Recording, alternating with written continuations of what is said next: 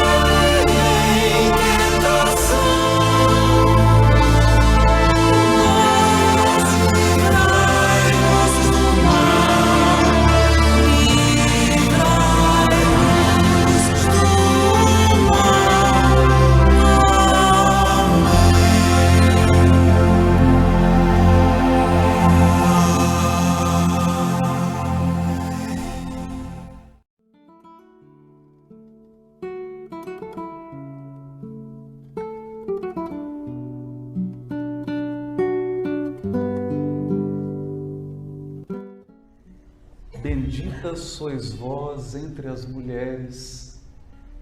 Quais mulheres? Maria representa o ápice do feminino no Evangelho e em toda a Bíblia. Ela é o cume da experiência feminina na Terra.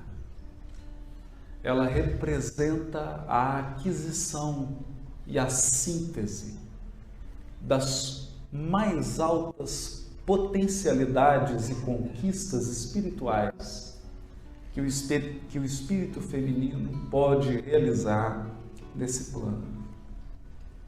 Ela também é a figura que permeia toda a história da vinda de Jesus, porque ninguém vai da manjedoura ao Calvário sem saber por quê. Esse coração feminino tem a mais profunda noção de todos os lances desafiadores, profundamente desafiadores, que a providência divina lhe entregou a fim de viabilizar a vinda do governador espiritual do orbe. Há algo muito especial na mulher. Todos nós, desde os mais poderosos, desde os mais famosos, desde aqueles que detêm a maior riqueza, Não importa. Nenhum ser humano realiza o processo reencarnatório se não contar com a solidariedade da mulher. A mulher é aquela que se esvazia um pouco e abre dentro dela um espaço suficiente para caber um ser. Essa capacidade de esvaziar a ponto de abarcar uma alma que realiza o seu processo reencarnatório, talvez aponte para uma das características mais tocantes da presença de Deus na sua criação. Porque Deus também, sendo todo-poderoso, sendo a inteligência suprema, abre um espaço na sua grandeza para que caiam seus filhos. É por isso que Francisco Cândido Xavier dizia que a maternidade é um segredo entre a mulher e Deus. Deus conta com a mulher, do mesmo modo que a mãe conta com Deus para a mais grandiosa missão na face da terra. O primeiro trecho dessa jornada começa com Eva. Ela que havia recebido a primeira mulher, no sentido metafórico, no sentido de uma parábola. A primeira mulher, e que seria a primeira mãe, é também a primeira a receber um convite, uma proposta divina. Eva é a primeira que será depositária da confiança divina.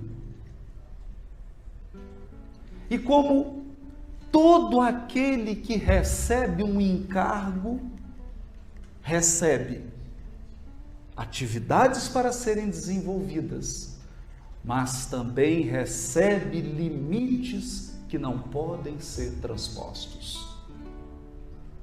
Receber uma missão não é simplesmente ser escolhido para desempenhar um papel. É também receber uma orientação. Não vá lá. Permaneça aqui. Não faça isso. Atenha-se ao teu dever. Portanto, a missão é um conjunto de não e de sim. E Eva não soube lidar com o não. Depositária da confiança divina, ela prefere acolher. E esse é o grande símbolo de Eva. Eva é a parte de nós que acolhe. Eva é a parte humana que evoca o papel da mulher e da mãe. Ela prefere acolher o grande tresloucado projeto de uma figura mitológica e simbólica que é a serpente. Mas acredite, esse projeto vigora até hoje. É por causa desse projeto que a Terra ainda é mundo de expiação e prova. Foi esse projeto que provocou todas as tragédias humanas. E é esse projeto que é o responsável pelo nosso sofrimento. E acreditem, por causa desse projeto, o Evangelho ainda não pode prosperar no mundo. A serpente propõe a Eva que ela se torne como Deus. E hoje, nós lançamos o olhar sobre o mundo e vemos o ser humano brincando com a vida, brincando e assumindo o papel de Deus na evolução espiritual.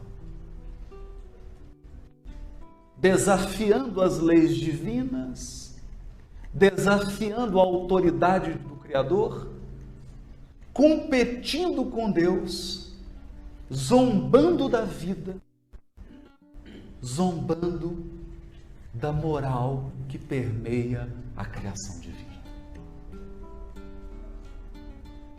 Na sequência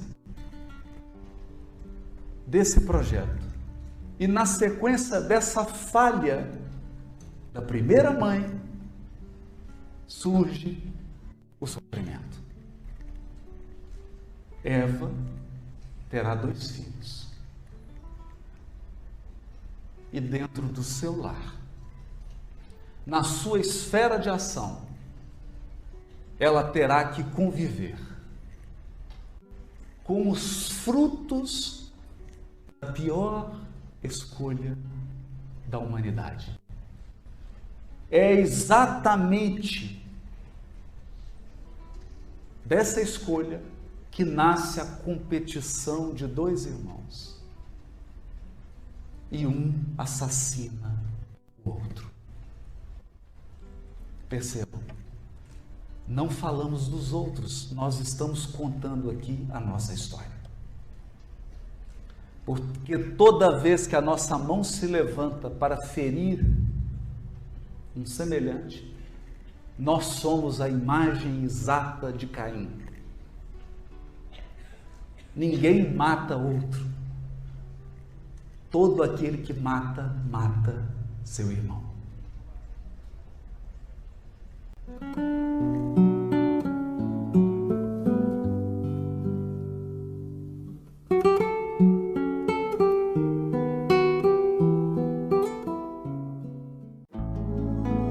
Ah, essas mães! Quando nos vem à mente uma figura de mãe, sempre surge acompanhada de um misto de divino e humano. É muito rara a pessoa que não se comova diante da lembrança de sua mãe. Meninos que abandonaram o lar por motivos variados e vivem nas ruas, quando evocam suas mães, uma onda de ternura lhes invade o ser. Por que será que as mães são essas criaturas tão especiais? Talvez seja porque elas têm o dom da renúncia. Uma mãe consegue abrir mão de seus interesses para atender esse serzinho indefeso e carente que carrega nos braços. Mas as mães também têm outras características muito especiais. Um coração de mãe é compassivo. A mãe sempre encontra um jeito de socorrer seu filho, mesmo quando a vigilância do pai é intensa. Ela alivia o castigo, esconde as traquinagens, defende, protege, arruma uns trocos a mais. Sim, uma mãe sempre tem algum dinheiro guardado, mesmo convivendo com extrema necessidade, quando se trata de socorrer um filho. Mães são excelentes guarda-costas. Estão sempre alertas para defender seu filho do coleguinha terrorista que quer puxar seu cabelo ou obrigá-lo a emprestar seu brinquedo predileto.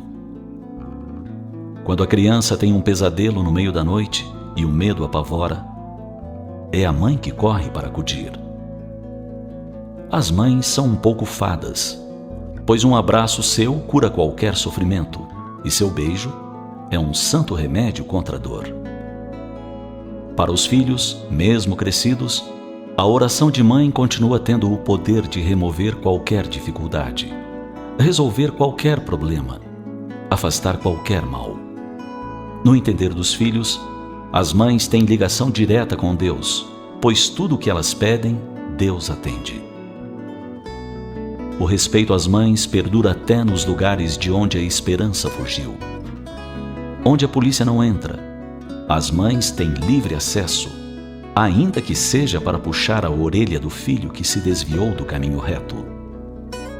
Até o filho bandido respeita sua mãe, e lhe reverencia a imagem quando ela já viajou para o outro lado da vida. Existem mães que são verdadeiras escultoras. Sabem retirar da pedra bruta que lhe chega aos braços a mais perfeita escultura, trabalhando com o cinzel do amor e o cadinho da ternura. Ah, essas mães! Ao mesmo tempo em que tem algo de fadas, também tem algo de bruxas. Elas adivinham coisas a respeito de seus filhos que eles desejam esconder de si mesmos. Sabem quando querem fugir dos compromissos, inventam desculpas e tentam enganar com suas falsas histórias. É que os filhos se esquecem de que viveram 9 meses no ventre de suas mães, e por isso elas os conhecem tão bem. Ah, essas mães! Mães são essas criaturas especiais que Deus dotou com um pouco de cada virtude para atender às criaturas não menos especiais, que são as crianças.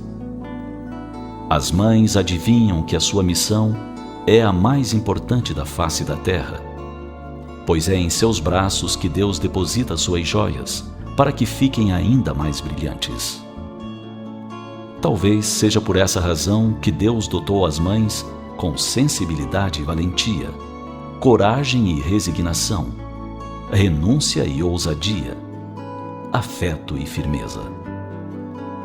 Todas essas são forças para que cumpram a grande missão de ser mãe. E ser mãe significa ser co-criadora com Deus e ter a oportunidade de construir um mundo melhor com essas pedras preciosas chamadas filhos.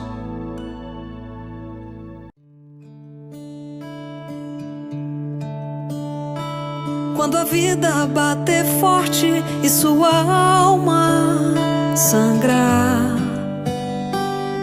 quando esse mundo pesado lhe ferir, lhe esmagar, é hora do recomeço. Recomece a lutar. Quando o mal for evidente e o amor se ocultar, quando o peito for vazio e o abraço faltar, é hora do recomeço. Recomece a amar. Quando tudo for escuro e nada iluminar, quando tudo for incerto e você só duvidar, é hora do recomeço. Recomece a acreditar. Quando você cair e ninguém lhe amparar, quando a força do que é ruim conseguir lhe derrubar, é hora do recomeço. Recomece a levantar. É preciso um final para poder recomeçar, como é preciso cair para poder se levantar. Nem sempre engatar a ré significa voltar. Remarque aquele encontro, reconquiste o amor, reúna quem lhe quer bem, reconforte o sofredor, reanime quem tá triste e reaprenda na dor. Recomece e se refaça, relembre o que foi bom, reconstrua cada sonho, redescubra algum dom, reaprenda quando errar, rebole quando dançar. E se um dia lá na frente a vida der um arré, recupere a sua fé e recomece novamente.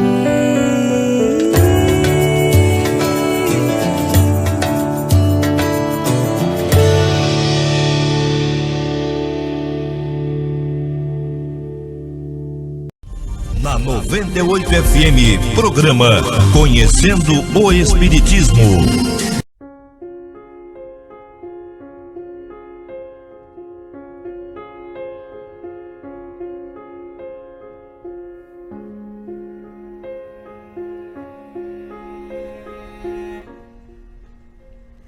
A história prossegue e nós vamos encontrar no capítulo 34 do livro Gênesis a história de uma moça chamada Diná. A história das mulheres na Bíblia é a história de criaturas tentando encontrar um lugar.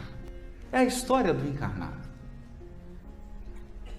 A gente procura encontrar um jeitinho de viver aqui na Terra. Um espaço, um conforto, uma segurança, uma garantia. E para isso, nós lidamos com os costumes e com as regras da sociedade do nosso tempo. Ao tempo de Diná, e é bom lembrar, Diná é uma das filhas de Jacó.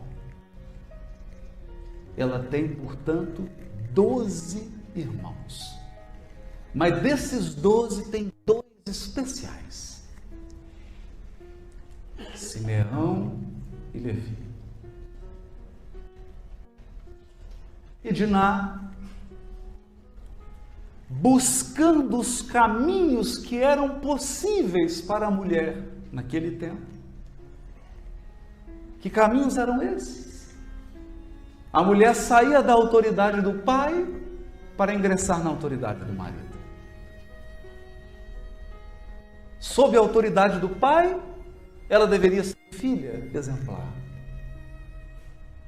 E quando ingressava na autoridade do marido, ela se tornava esposa e mãe exemplar. Mas se você algum dia ler uma página do Velho Testamento, verá que não tem nada de exemplar de qualquer dos livros. Há tentativas. Há tentativas. Tentativas mal sucedidas, porque não tínhamos ainda o modelo. Se você ler um pouco mais atentamente, verá que todos eles estão um pouco perdidos. Escolhem caminhos, não sabendo bem onde eles levam, porque ainda não tínhamos um guia. Então Diná se enamora como sonho de toda jovem, um príncipe. Um príncipe de Siquém, cidade do território de Israel, a antiga Canaã. Antes do casamento, Diná se deita com o príncipe herdeiro das terras de Canaã. Claro que descobrem. E segundo os padrões e as tradições daquele tempo, a infração é grave. Mas não é que o príncipe estava verdadeiramente enamorado de Diná? E ela, apaixonada pelo príncipe? Então o príncipe procura o pai e fala: painho, gostei dessa moça e quero me casar com ela. E o pai respira aliviado e diz: graças a Deus, vai ser uma guerra do nosso rei com as tribos de Jacó. Tudo se acerta, o rei conversa com Jacó, o pai da moça, acerta uma cerimônia, e Jacó, para desfazer a desonra na sua família, impõe ao rei e a todos os homens do reino uma pequena cirurgia naquele lugar. Todos são obrigados a fazer a circuncisão.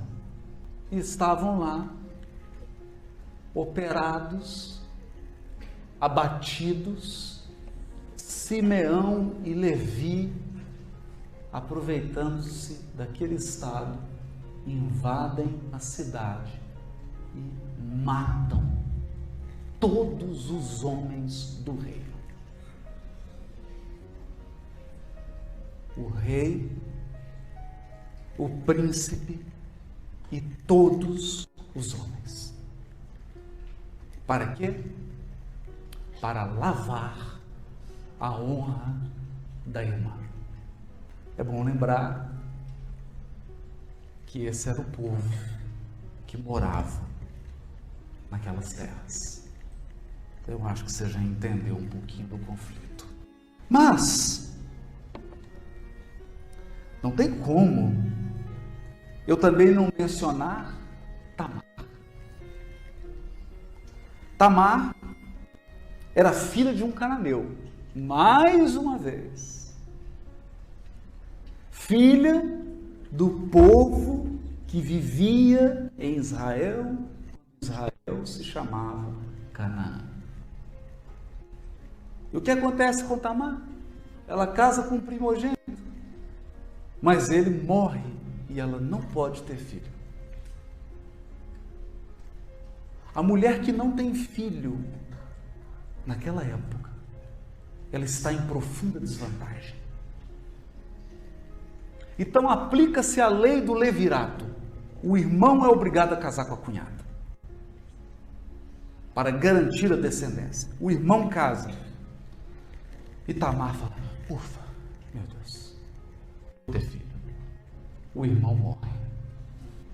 Imagine você a angústia dessa mulher. Ela então se disfarça de prostituta.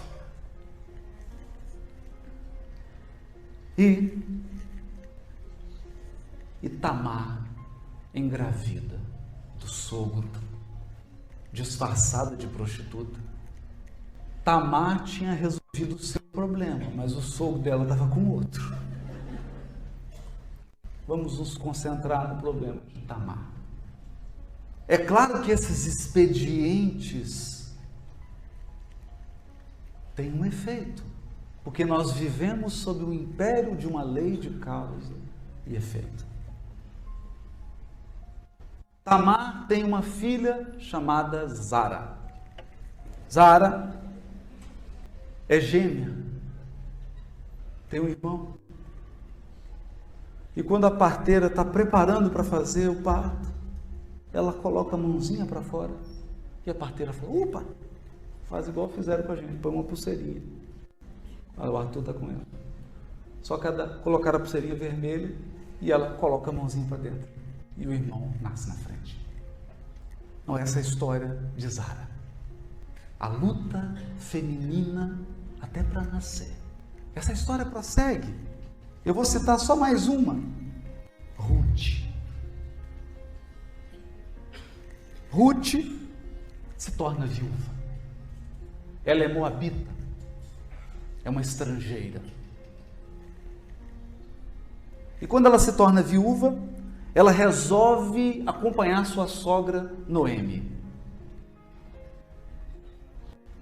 Quando elas chegam na terra de Israel, o estado das duas é de penúria. Por que eu escolhi essa história? Porque esse era o medo da mulher.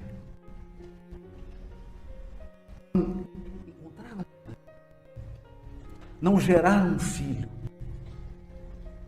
perder os pais, mas não ter um outro homem que a acolhesse, que lhe desse um filho, redundava nisso aqui,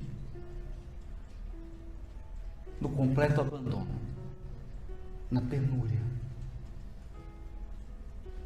Então, Ruth e Noemi, sua sogra, que também era viúva, sobrevivem de uma norma de solidariedade social que existe no Velho Testamento. Você só podia colher em círculo. Então você plantava, mas só pode colher em círculo porque tem que deixar as pontas para os pobres. Depois que faz a colheita, aquilo que sobra, os pobres entram e colhem o que eles precisam. E Ruth e Noemi foram forçadas a colher espigas. Mas Ruth é guerreira. Ela é guerreira. E não é que ela convence o proprietário da terra, o rico Boaz, e casa com ele. As mulheres são danadas. São danadas. Porque o Boaz é o pai do Jessé, que vai gerar Davi. Essas mulheres que eu citei aqui estão na genealogia de Jesus. É curioso esse fato, porque as genealogias antigas não colocam o nome de mulher, dá azar. Só colocam o nome de homem. Mas na genealogia do Cristo, no inventário dos seus antecessores, tem mulher. Essas que eu citei aqui. Mas eu não seria justo se eu não citasse Raabe.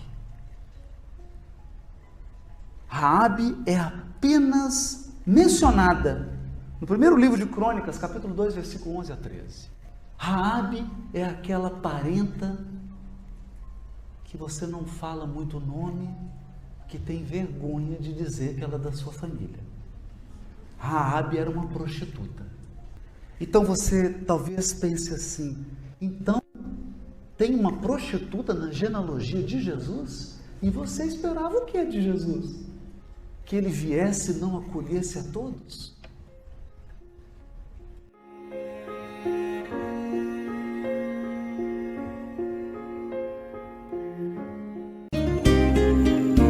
Quando Deus criou as mães.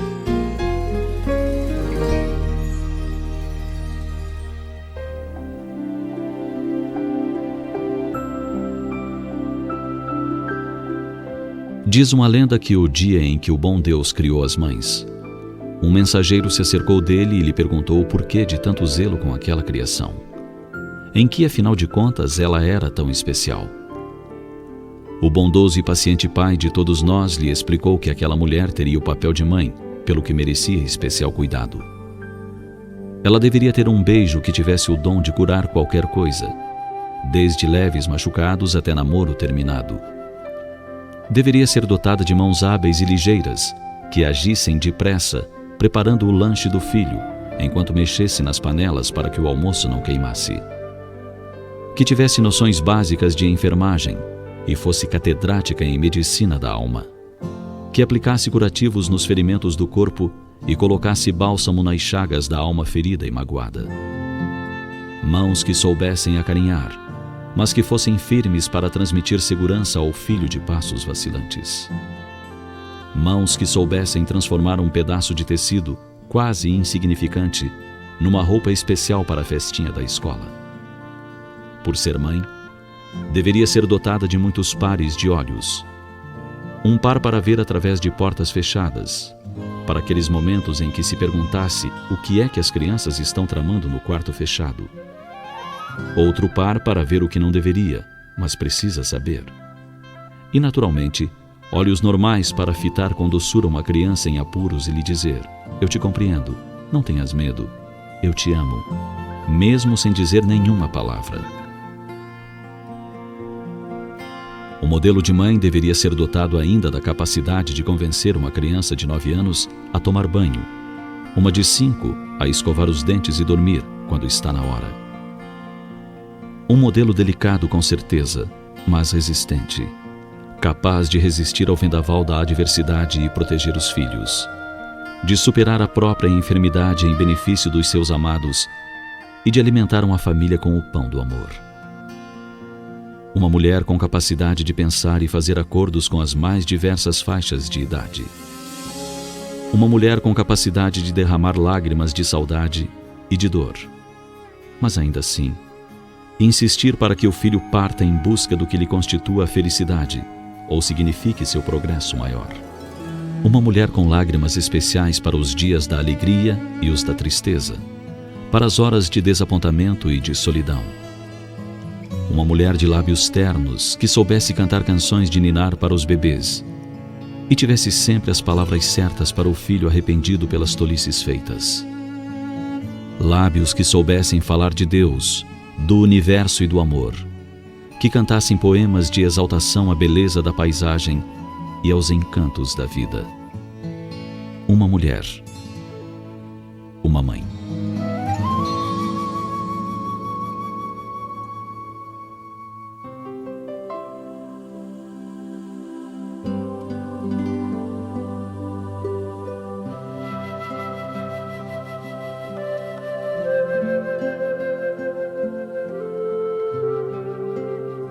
Ser mãe é missão de graves responsabilidades e de subida honra. É gozar do privilégio de receber nos braços espíritos do Senhor e conduzi-los ao bem. Enquanto houver mães na terra, Deus estará abençoando o homem com a oportunidade de alcançar a meta da perfeição que lhe cabe, porque a mãe é a mão que conduz, o anjo que vela, a mulher que ora, na esperança de que os seus filhos alcancem felicidade e paz.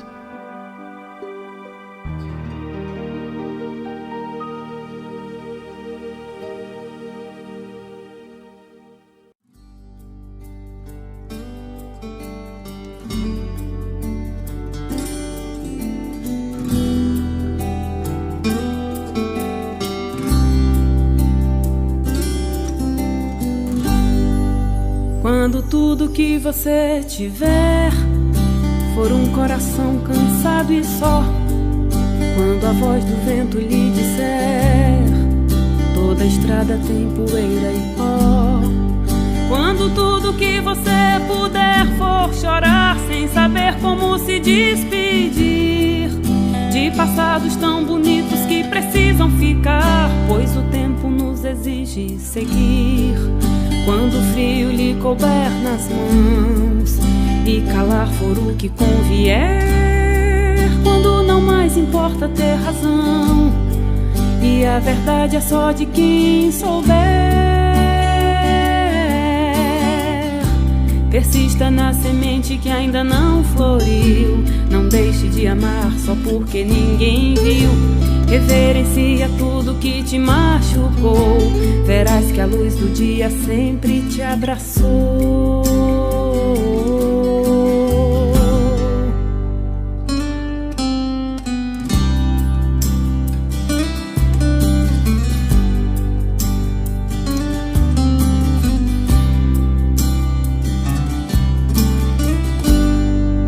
Quando tudo que você tiver for um coração cansado e só, quando a voz do vento lhe disser toda a estrada tem poeira e pó, quando tudo que você puder for chorar sem saber como se despedir de passados tão bonitos que precisam ficar, pois o tempo nos exige seguir. Quando o frio lhe couber nas mãos e calar for o que convier, quando não mais importa ter razão e a verdade é só de quem souber, persista na semente que ainda não floriu, não deixe de amar só porque ninguém viu. Reverencia tudo que te machucou, verás que a luz do dia sempre te esperou.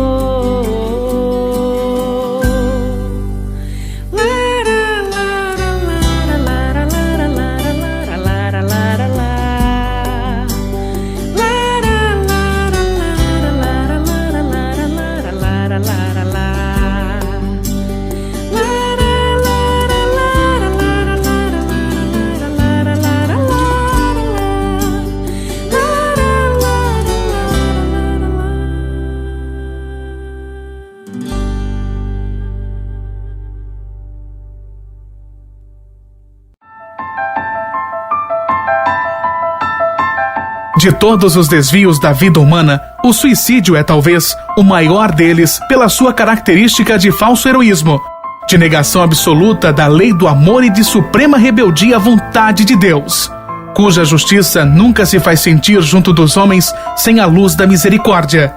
Emmanuel, o Consolador, psicografia de Francisco Xavier. Uma campanha. Grupo Espírita A Caminho da Luz, Biguaçu, Santa Catarina. www.radiofraternidade.com.br. Programa Espírita Conhecendo o Espiritismo e Programa Espírita Luz e Fraternidade.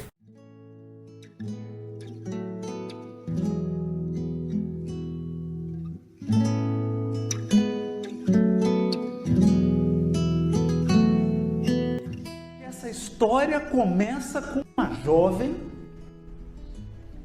prometida em casamento a um homem. Você está lembrando de alguma coisa? Essa história de casamento, ter filho, essa história de ficar grávida antes da hora, isso te lembra? Te lembra de nada? Então, de repente, a jovem está grávida. E muitos ficam aí perguntando, ficou grávida mesmo? Não ficou grávida? Estava casada? Não estava casada? Sem perceber que essa história, na verdade, é uma parábola que está resumindo toda a história bíblica. E o José olha para a moça, e todo mundo olha para o José e fala, e aí? Ele fala, vou pedir o DNA. Percebe? Então, somos capazes de captar agora a angústia de Maria? Você é capaz agora de penetrar na angústia de Maria de Nazaré? Porque a angústia dela é a angústia de todas as mulheres da Bíblia. Uma lágrima dela é a somatória de todas as lágrimas do feminino no Velho Testamento. Quando ela chora, Eva está chorando, Tamar está chorando, Ruth está chorando, Raabe está chorando. Lia, esposa de Jacó, que foi preterida porque ele amava Raquel. Chora Lia, chora Raquel, choram todas as mulheres. Quando Maria chora, choram todas as mulheres da terra. E ela ali. Então talvez você ache que seja um glamour receber no ventre o governador espiritual do planeta.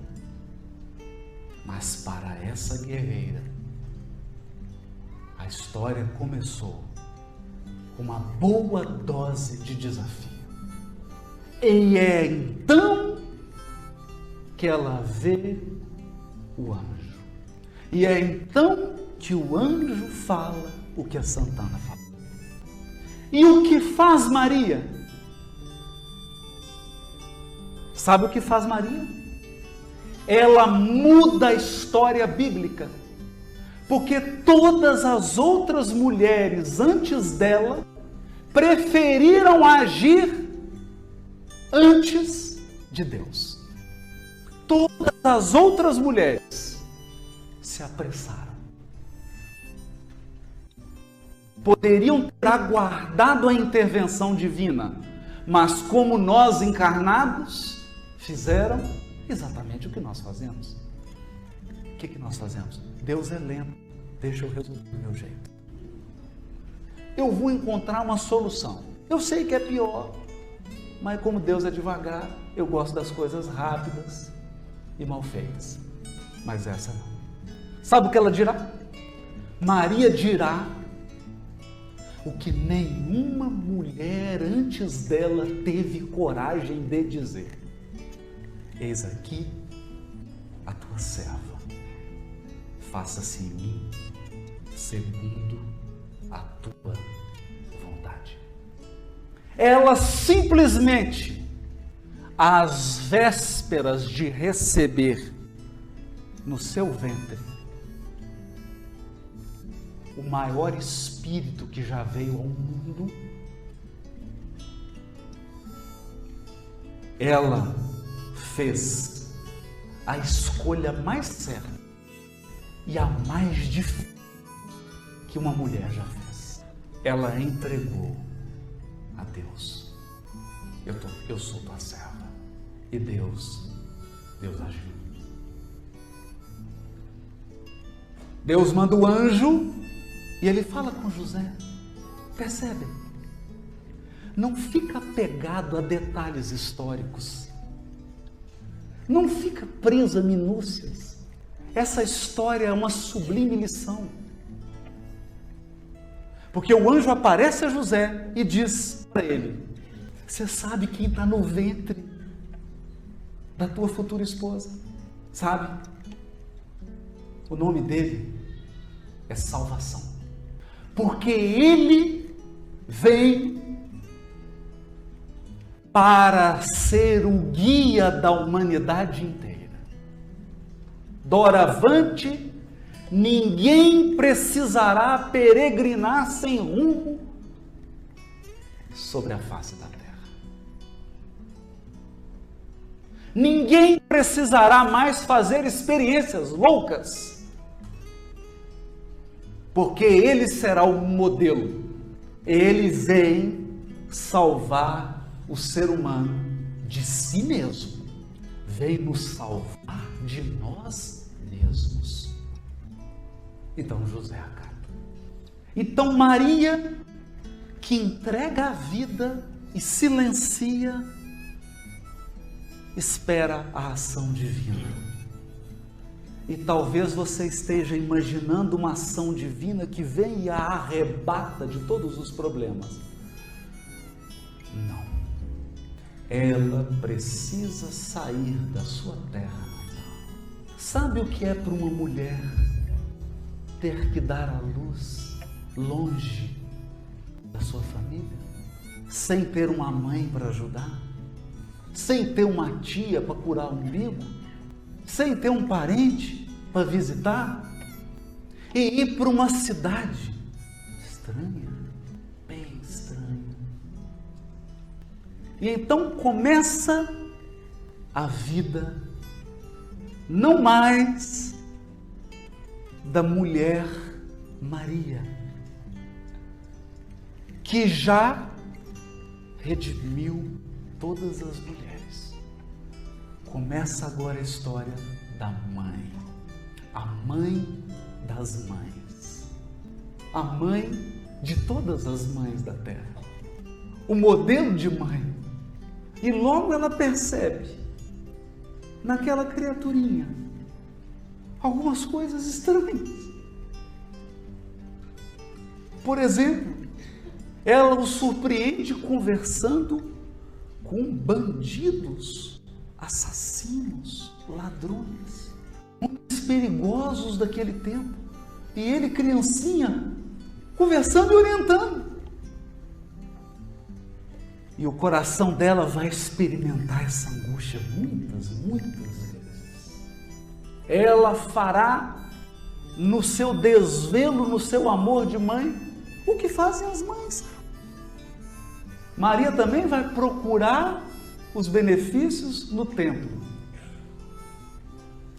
quando se impressiona com o jovem Jesus dialogando com as mais altas inteligências religiosas do seu tempo. E ela então, considerando os ascendentes familiares de José, considerando as ligações, já que, por exemplo, o marido da sua prima era sacerdote, então eles estavam no templo, eles tinham relações. Ela procura uma bolsa de estudo. E quando chega em casa, Jesus a adverte e diz a ela: acaso eu não tenho testemunhado a comunhão com meu Pai? Ela entende o alcance e diz assim: mas eu fiz isso apenas para garantir o seu futuro. E ele diz: meu futuro está garantido. entra humildemente em casa e pede humildemente ao seu pai, José, que o acolha, que o receba na humilde carpintaria familiar. Dali ele somente sairá para a sua primeira aparição nas bodas de Caná. E quem está lá? Maria. E então muda tudo. De uma hora para outra, as mãos do seu filho. Porque você fala Jesus, Senhor. Maria fala, meu filhinho. Porque ela o amamentou. Ela o ensinou a caminhar. E ela verá as mãos do filhinho curando leprosos. Ela verá seu filho, ou ouvirá notícias de que caminhou sobre as águas do lago de Genezaré. Ela saberá que ele multiplicou pães, que ele curou cegos de nascença. Então talvez essa seja a única ocasião em que Maria tenha respirado aliviada e dito assim: valeu a pena. Todas as minhas angústias, toda a minha insegurança, ter entregado a minha vida nas mãos de Deus como uma serva. Até o dia em que o seu filho é preso. E o que faz Maria? Maria se entrega de uma maneira que eu não consigo dizer, porque ela se entrega totalmente à vontade divina. O tempo passa, a saudade aumenta, a falta do filho, e ela na casinha em Éfeso, recebendo do mundo, porque Maria é a mãe da humanidade inteira. Ela esconde a própria dor. Ora, mas não é o que faz a mãe? Não é o que fazem as mães que escondem a própria dor para atender a dor dos filhos?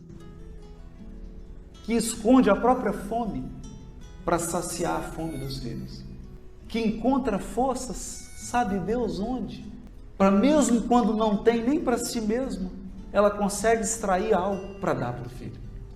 E os anos passam, até que um peregrino diferente entra na fila. E quando esse peregrino se aproxima, ele não se queixa, ele não reclama, ele nada pede. Então Maria, olhando para ele, reconhece. Uma mãe não se engana. Ele mostra as marcas. E ela então faz o gesto de se ajoelhar. Se ajoelhar. Ele a impede e ele se ajoelha. O Espírito que governa o nosso planeta se ajoelha diante dessa mulher, dessa mãe. Jesus se ajoelha e diz: é da vontade de meu Pai que no meu reino tu, Maria, sejas a rainha. Então, na governadoria da terra, tem uma mãe. Nunca se esqueça disso.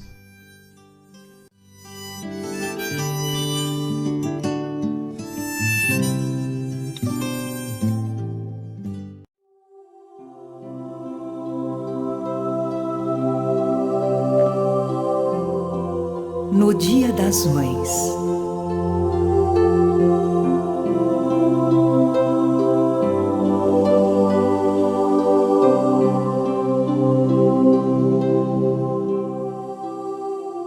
Ó Mãe, neste teu dia, que o sorriso te enfeite o rosto e alegre o teu semblante, que ainda uma vez, mais uma ainda é preciso, ao teu amor teu filho se acalante. A lágrima que deu em vez de riso, chora ele agora em pranto angustiante, e ter desfeito aquele paraíso que lhe sonhaste quando ele ainda infante. Vê que tormento no olhar sem brilho, do coração nos íntimos refolhos, quanto remorso sem que o lábio o conte.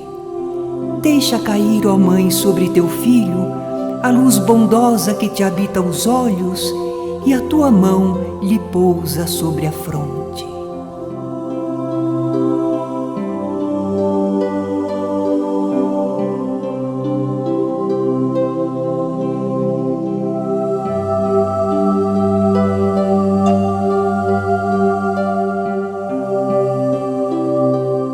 É o teu filho, sim, que em pranto implora a tua bênção, Mãe, o doce orvalho do amor com que Deus tece o agasalho que as almas veste e a natureza enflora.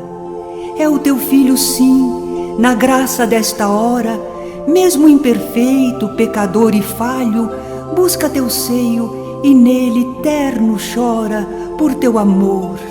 E esse amor, ó, dá-lhe piedosa e mansa, generosa com quem furtou-te vida e esperança, e pobre agora pede-te o perdão.